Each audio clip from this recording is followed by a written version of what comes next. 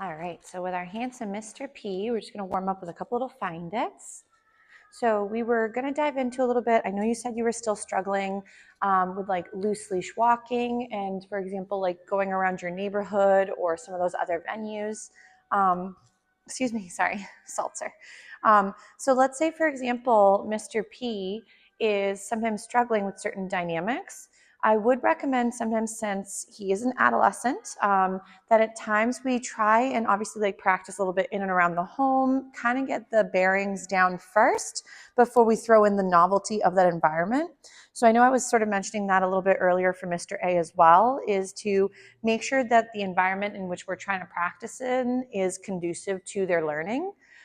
If you're finding like on the rail trail, like you mentioned, it's very difficult because it's typically just a straight or sort of path, and then here comes everybody heading directly towards you. So for a lot of dogs, that setup is really challenging because face-to-face approaches are very confrontational or way too exciting. So we have maybe moments where maybe getting him a little bit more comfortable in the open spaces and then passing by distractions that way, where you have that space between him and the thing to build up either focus back on you from the environment, or to create more space between them and that trigger, be it too exciting or a little overwhelming. So right now we're just kind of, as I'm blabbing, doing a couple little find its. I'm feeding for orientation back to me, because this again is going to be really helpful and very much so beneficial to when he's working on the longer lead and practicing some loose leash walking in different sort of venues. So I will at times with my dogs, same thing. I'll have my regular 6-foot leash at times. And then most of the time when we're out and doing some walking or exploration, I like to typically bring like a 10 to 15 foot longer lead. The reason behind that is, again, dogs typically will have a much faster gait than us, and they do enjoy sniffing and exploring. I know that you mentioned he is sometimes picking up things throughout the adventure. I'm not saying this is what you guys have to do. I would highly recommend to do more proactive or preventative and use goodies along for your walk. Sometimes the value in which we're using for paycheck is not high enough for the work that he's trying to do. So if he's not taking any food, chewing is optional. If he's not taking any food whatsoever, you got it there, sir? He's like breathing, panting, and chewing. Very challenging. Good job, you poor thing.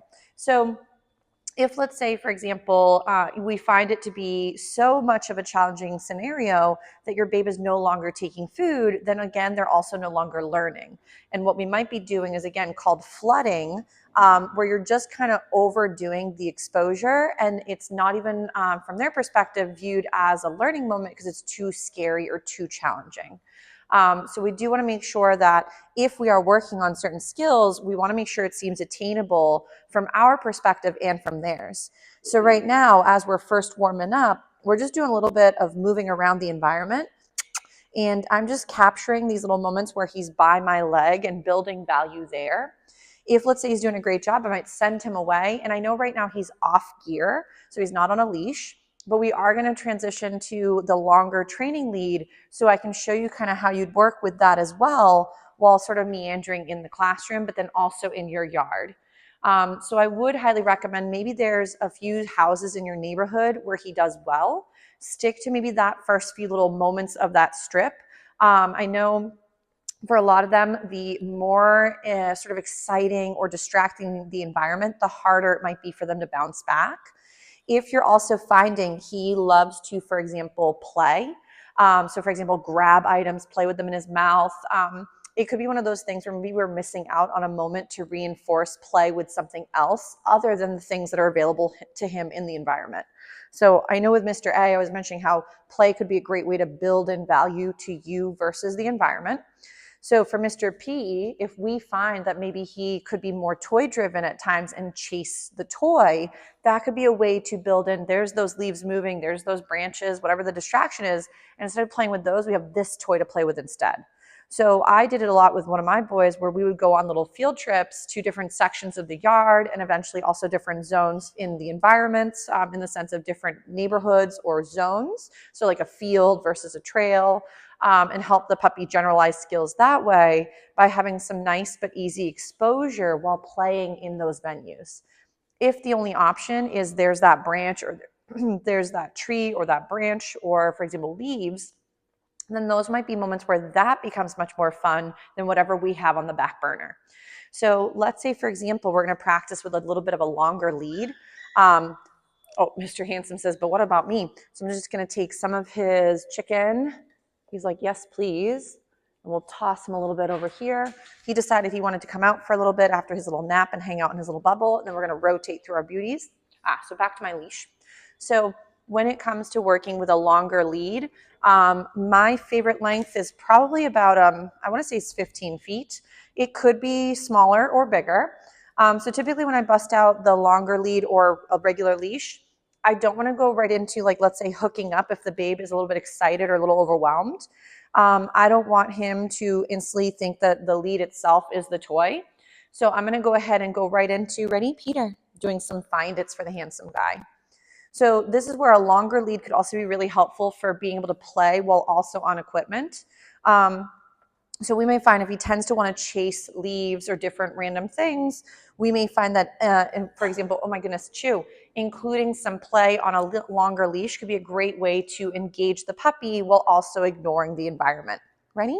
So I'm just going to do a little find it right here. I'm going to clip him onto his harness right here. And we're just going to let him drag his gear for now.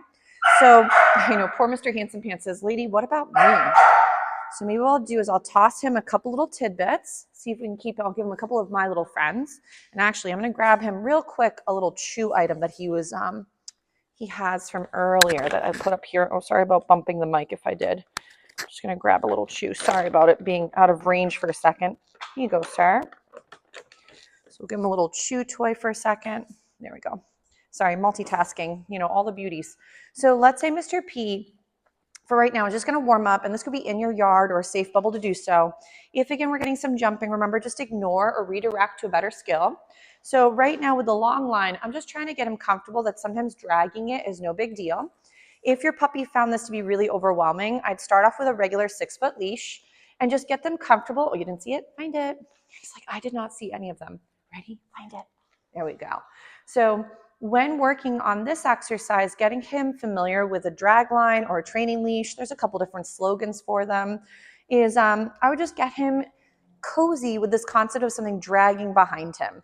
I do like the biothane material, and you can find these on like Amazon or online shopping. So this is made out of like a nylon material on the inside. And then around the outside, it is like almost like a rubbery type material.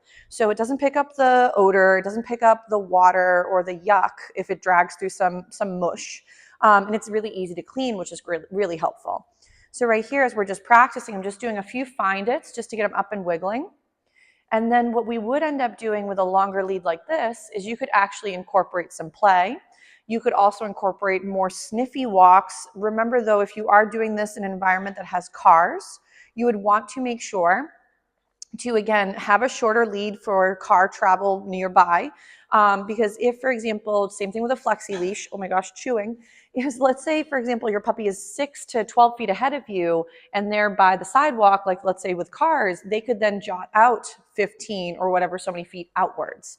So I would recommend for now is the regular 6-foot leash is perfectly fine for sidewalks and for sort of more of the roadway travel practice. But remember, if he's nervous, sometimes a longer lead like this in a parking lot and you can watch cars pass by would be an actual better venue for him. So we'll just do another little find it. So let's say, for example, I was in an environment that was conducive to practicing this. So an open field, your yard, maybe your driveway, sort of first little, my road's very quiet. So I'm able to sometimes practice, for example, with other pups and even my guys on a longer lead, exploration, check-ins, all that fun. So we could, for example, be meandering with this extra lead. He could just be dragging it behind him, and we can go ahead and feed him for being near the handler. There's a little bit of a noise in the building. Oh my goodness, chewing and walking. We'll work on that slowly. So, but if let's say he were to get a little distracted and he was able to go sniff ahead, the benefit of having the long line is as he's going ahead, I have all this extra gear, so I'm not getting jostled as he's moving faster than me. So if let's say there's something cool up ahead, he could go and check it out, keep moving, and then I could feed him for coming back into my space. I like to, for example, Obviously, keep an eye as to where your long line is until you start to get more comfortable with it. I typically, with any of my leashes, take the handle and loop it through my thumb and then close it around my hand. So if this was in your yard and let's say, he was getting distracted and you needed to let go for some reason for safety, you could then, for example, quickly release the leash and it would fall right off of your thumb. If we wrap it around our wrist and we can't let go quickly, it could make us fall. We could have a wrist injury. Lots of things could happen if you can't release gear quick enough. So right here, I'm feeding him again for orientation back to me. So this is really great for loose leash walking. It's also really great for avoiding that pulling because this could be him sniffing something else. And then I would keep on walking and then wait for him to kind of move back into my space. Yes. And I could feed for that. So I do sometimes flip-flop which side I'm holding the lead on. I want to make sure that he's not clotheslining me from behind. So if you don't always know where your babe is at, I find it can be really helpful to practice this first without moving too far in a bubble so you can get your bearings. If you needed to, again, collect up your gear, you could do so, make it a little bit shorter, and now you've got a shorter lead to practice nearby. So Mr. Hanson says, guys, there's a funny truck noise. So I'm going to get his attention, feed for this. Beautiful. But let's say, again, he could maybe move a little bit ahead. Ready? I give him the lead. Maybe he goes and smells something or goes to check something out. I could keep on walking. I know Mr. B says, don't forget about me. And then I could feed him again for this lovely orientation. That was a nice jump to me. Good job. I know. There was a big truck noise and everybody's all distracted. Mr. B, hold on. I'll do a little find it for you. There we go. That'll keep him busy for a few moments just while we're busy with Mr. P. So again, if he were to go on one side or the other, I frankly don't care. Whichever side he wants to try on for now. Mr. A says that truck was a bit spooky.